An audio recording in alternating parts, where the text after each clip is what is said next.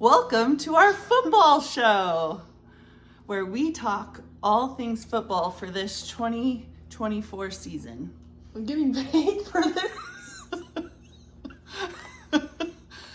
Just ignore what he just said. Please. This is an idea we had this summer. You had. Okay, I had, but it came from our family became Chiefs fans because of Drew, who became a Chief fan in what? 2019. Oh, 2019. About.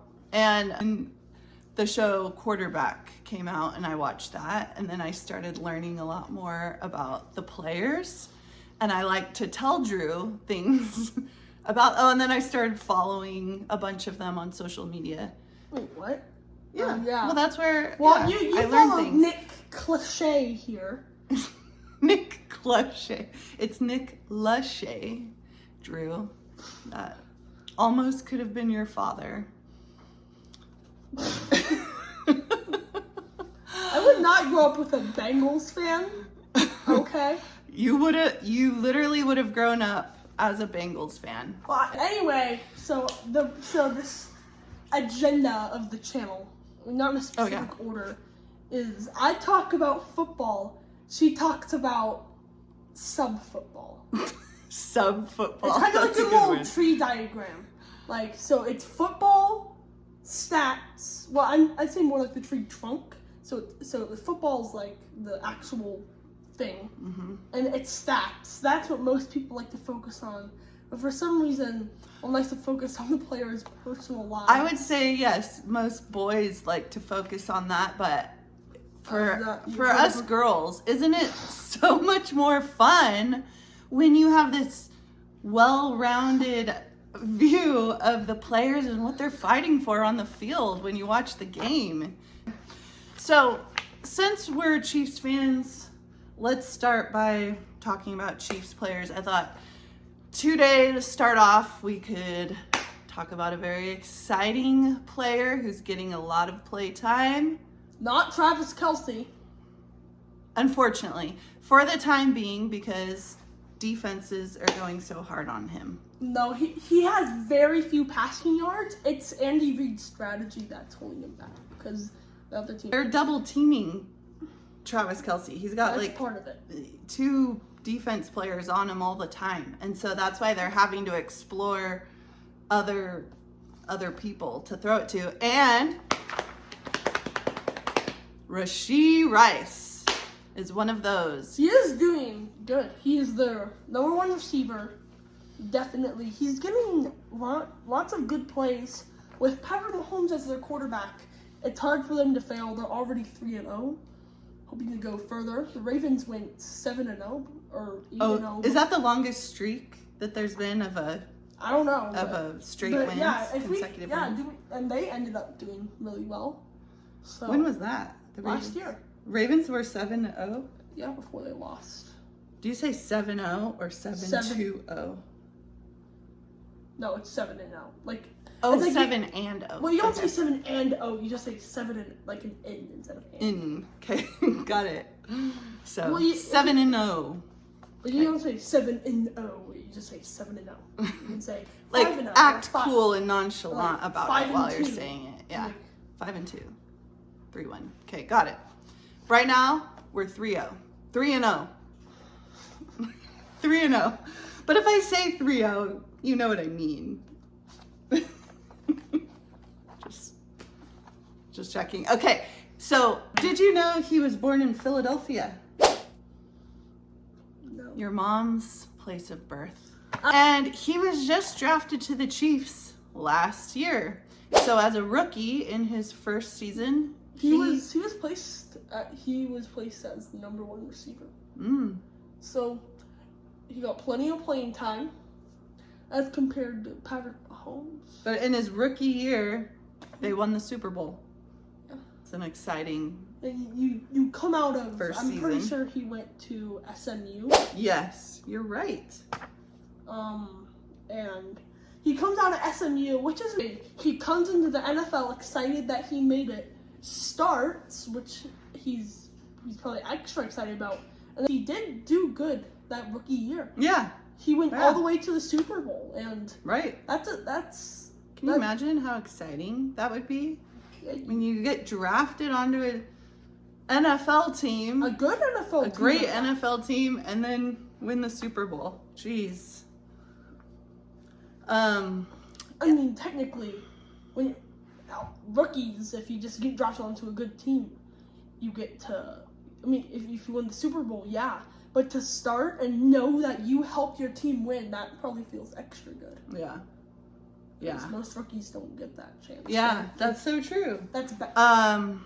Everyone's saying Patrick Mahomes and Travis Kelce have both, and Andy Reid, so all three of them have been saying that Rashee Rice has amazing work ethic, that he is putting in relentless effort, and that on every single snap he goes extremely hard. And guess what Patrick Mahomes said? Like Pacheco. Sorry, Pacheco. I like saying Pacheco. It's weird. It makes you sound like you're from somewhere else. It just feels right to me, but I don't know how he says it. I will change when I hear Isaiah say his last name. Well, we're saying Rashee. That's true, so maybe I won't change. I, as Drew knows, I love Pacheco because it's so obvious when he's playing how hard he goes on every single play. I love it. He just looks like a scrappy fighter, like the whole time. One thing that's good about Isaiah Pacheco is that he is like, most running backs have a certain talent. Saquon Barkley's agile, Christian McCaffrey's agile, and Nick Chubb's and Derrick Henry's more like wrecking balls, big, knock people over. So certain teams decide that, but the Chiefs got Isaiah Pacheco, who is agile and not like the greatest wrecking ball, but I think he's better than a lot of running backs at going through people and just breaking through the D-line. Absolutely. It's so obvious. I mean, as you're watching him play. And Mahomes just confirmed it by saying that he's seeing in Rice that same kind of unstoppable drive that Pacheco has. But move I noticed that Rice did, I think, in the last game against the Falcons too, which might be sort of unique to him, but you tell me, maybe not. Was like he runs his route, turns, catches the ball, and then he does like this pressure coming on the edge to Rice. Good spin move through the Judon tackle. First down to the 47-yard. He does this like spin move. Yeah. To get out of it, and still got to get more yards that way. And I was like, ooh, snazzy moves. Snazzy? Yeah. That was snazzy. It was like, I don't know, that stuck out to me. So what people call that is yak. It's called yards after catch. So if you're a receiver and you have that quality, in fact, that's probably one of a top talent that coming into the NFL that coaches are looking for.